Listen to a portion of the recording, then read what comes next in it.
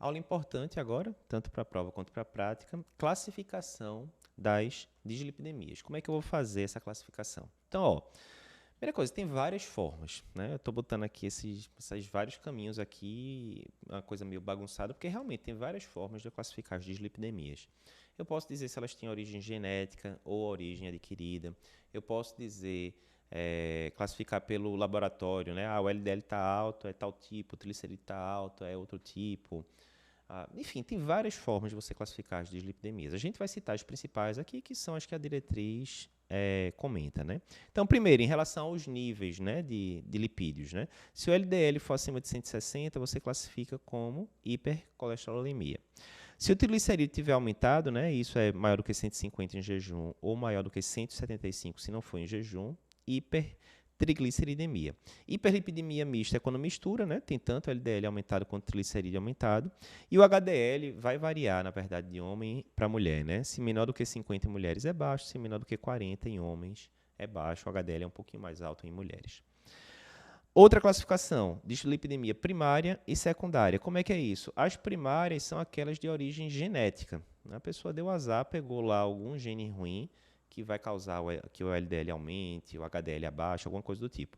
Secundária é quando você tem uma causa secundária para isso. Pode ser doença, pode ser medicação, pode ser hábitos de vida ruins e assim por diante. Então, quando a gente vai falar das dislipidemias secundárias, a gente tem tipos diferentes. A gente tem tipos, por exemplo, que aumentam tanto o colesterol quanto o triglicerídeo. A gente tem tipos que aumentam basicamente os triglicerídeos e tem tipos que aumentam basicamente o colesterol. Qual a principal causa de dislipidemia secundária de acordo com Brown?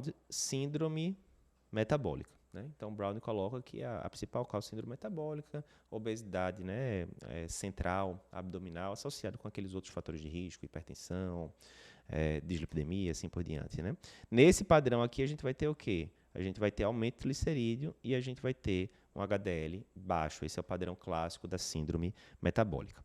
O livro da SBC, ele faz uma classificação que eu achei bem interessante, que são os 4 Ds da dislipidemia, das dislipidemias secundárias. Né? Então, mais uma vez, dislipidemia secundária vai acontecer porque tem algum fator, né, não genético causando aquilo. Que fatores não genéticos poderiam ser esses? Pode ser a dieta, D de dieta alterada, ou porque o paciente está comendo muita porcaria, né? Gorduras saturadas, gorduras trans, muito carboidrato refinado, esse tipo de coisa.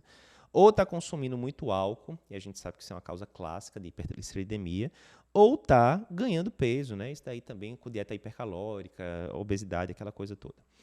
D de drogas, então a gente tem uma pancada de droga, medicações, né, que podem alterar tanto colesterol quanto triglicerídeo, principalmente triglicerídeo, e a gente vai falar no esquema separado depois. Lembrar aqui, drogas e lípides é bem mais comum a hipertrigliceridemia do que o aumento do LDL, bem mais comum. D de doenças, então a gente tem certas doenças que podem alterar, por exemplo, colestase, síndrome nefrótica e doença renal crônica, são exemplos clássicos. HIV pode alterar também, tanto pelo próprio HIV, quanto principalmente pelas medicações, tipo inibidor de protease. E o último D de distúrbios metabólicos, que aí entra, por exemplo, hipotireoidismo, diabetes, síndrome metabólica, gestação. A gente vai comentar em maiores detalhes depois. Então, para você dizer que é uma dislipidemia primária, genética, a princípio você tem que sair cortando todas essas outras causas secundárias que são muito mais comuns. Né? Beleza. Isso pode cair na prova, no TEC nem cai tanto não. Nem cai tanto. Tem outros concursos de cardiologia que pedem bem mais isso, mas a gente fez alguns mnemônicos aqui para facilitar. Então, por exemplo, causas secundárias de dislipidemia que podem aumentar tanto o colesterol quanto o triglicerídeo. A gente fez o bom e velho Cardio Papers, né? Então, C, corticoide, pode aumentar ambos. Anticoncepcional, cada vez mais os anticoncepcionais têm doses menores de hormônio, então os efeitos colaterais também vão diminuindo, mas pode acontecer. Esse aqui a gente apelou um pouquinho, né? Redução da tireoide e hipotireoidismo. Hipotireoidismo pode subir colesterol total, pode subir triglicerídeo. Doença renal crônica pode dar principalmente triglicerídeo alto e HDL baixo.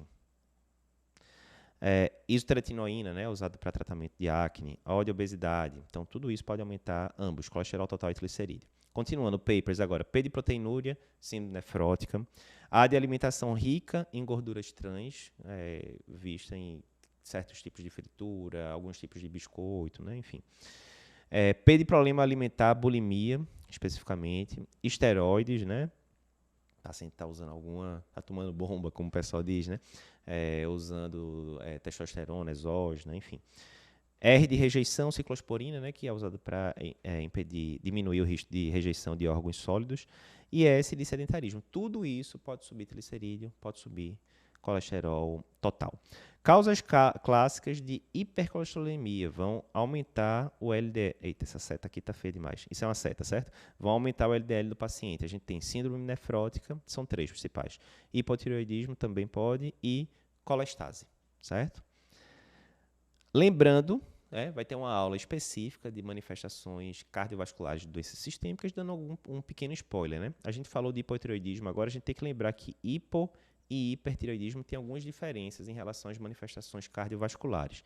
Exemplo, o colesterol ele tende a reduzir no hipertireoidismo e tende a aumentar no hipotireoidismo. Primeira coisa. Pressão sistólica. O hipertireoidismo sobe pressão sistólica, enquanto que o hipotireoidismo sobe pressão diastólica. Ambos são causas de hipertensão secundária. Trombogenicidade é aumentada no hipertireoidismo, não muda no hipotireoidismo. E arritmias, né? Classicamente, o hipertireoidismo é causa de taquiarritmia, tipo FA. Classicamente, hipotireoidismo é causa de bradiarritmias. Né? Então, tabela interessante para a gente lembrar isso daí. Causas secundárias de aumento de triglicerídeos. Aí a gente fez esse mnemônico aqui chamado trigli. Então, T de tiazídicos, sinceramente, na dose que a gente usa, 12,5, 25 de hidrocloroclortalidona, não é comum. Era mais comum antigamente, que o pessoal usava doses bem maiores. R de reposição hormonal, I de inibidores de protease, ritonavir, as medicações usadas para HIV.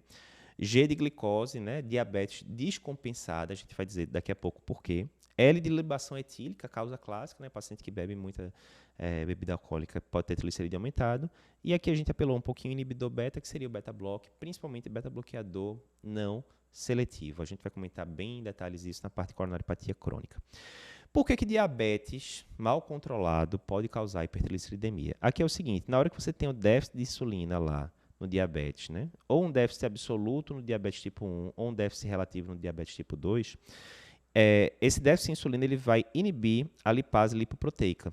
E aí lembra, a lipase lipoproteica vai transformar o VLDL em IDL. Na hora que ele está bloqueada, eu vou acumular mais VLDL do que eu deveria. E VLDL é basicamente o quê? Triglicerídeo. Acumulou VLDL, aumentou triglicerídeo no sangue. Diabetes descompensado, além de aumentar a produção do VLDL, também vai diminuir sua degradação. Certo? Então, isso aqui é importante. Aumenta a produção e diminui degradação. O perfil lipídico clássico no paciente diabético qual é? Colesterol total normal, HDL baixo, triglicerídeo elevado e, vê que interessante, o LDL quantitativamente é normal, mas qualitativamente é um LDL com partículas que tendem a ser menores e mais densas, que a gente já viu várias vezes isso, que é um perfil mais heterogênico, né? Diabetes mal controlado e triglicerídeo aumentado, muitas vezes, só controlando o diabetes, o triglicerídeo já normaliza. Né? Então, às vezes, você está lá, diabetes super descompensado, alguma coisa do tipo, o triglicerídeo lá de 450. Você controla, insuliniza o paciente muitas vezes, acerta tudo direitinho, o triglicerídeo baixa lá para 200. Ah, está normal, Eduardo? Não, não está normal, mas baixou mais da metade. Né? Então, relevante. Etilismo, por que vai causar aumento de triglicerídeo? O mecanismo é até parecido. Ó. O álcool, primeira coisa, ele inibe a LPL, com isso vai aumentar, né, o VLDL. Mas não é só a degradação do VLDL que está diminuída, não. O álcool também gera acetilcoenzima A, que vai ser usada pelo fígado para aumentar a produção do VLDL. Então, também aumenta a produção, diminui a degradação do VLDL.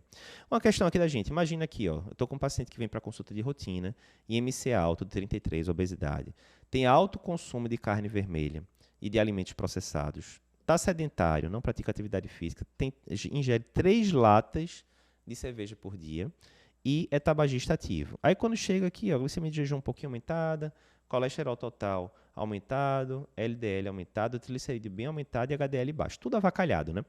Aí é o seguinte, em relação ao triglicerídeo especificamente, o que é que vai influenciar menos? Obesidade influencia, joga triglicerídeo lá para cima. Etilismo influencia, joga lá para cima. Sedentarismo influencia, joga lá para cima. Tabagismo não tem tanta influência. não tem tanta influência. A principal influência do tabagismo sobre o perfil lipídico não é a única, mas a principal é o quê? HDL baixo. Tabagismo diminui HDL. Outro caso, estou com uma mulher de 68 anos que vem para consulta de rotina, se exercita regularmente, tem sonolência excessiva, ganhou peso apesar de estar com a alimentação normal, frequência cardíaca está normal, mas tendendo ali mais para baixa, né? IMC um pouquinho alto.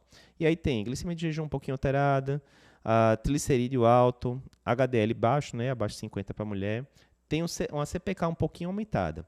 Nesse caso, o que é que pode estar causando esse aumento de triglicerídeo, esse quadro clínico da paciente? Hipotireoidismo, né? Lembrar que hipotireoidismo pode dar sonolência. Não chega a ser bradicardia, né? Porque bradicardia, pela diretriz de Elettra, é abaixo de 50, mas está tendendo a uma bradicardia ali. Pode dar aumento de CPK, pode dar aumento de triglicerídeo e assim por diante. Então, fica ligado, é bom dosar um TSH dessa paciente. Hipotireoidismo pode causar sintomas musculares, tipo mialgia, e pode causar aumento de CPK. A gente vai ver depois que, se você prescrever estatina para um paciente que está com hipotireoidismo não controlado, isso vai aumentar bastante o risco de efeito colateral de miopatia pela estatina. Então, fica ligado, essa aula de dislipidemia, né, classificação de dislipidemias, principalmente essa parte de dislipidemias secundárias, tem que ficar atento para a prova. E no consultório é muito comum a gente ver essas dislipidemias secundárias por dieta desajustada, por efeito colateral de medicações. Então, fica atento a isso.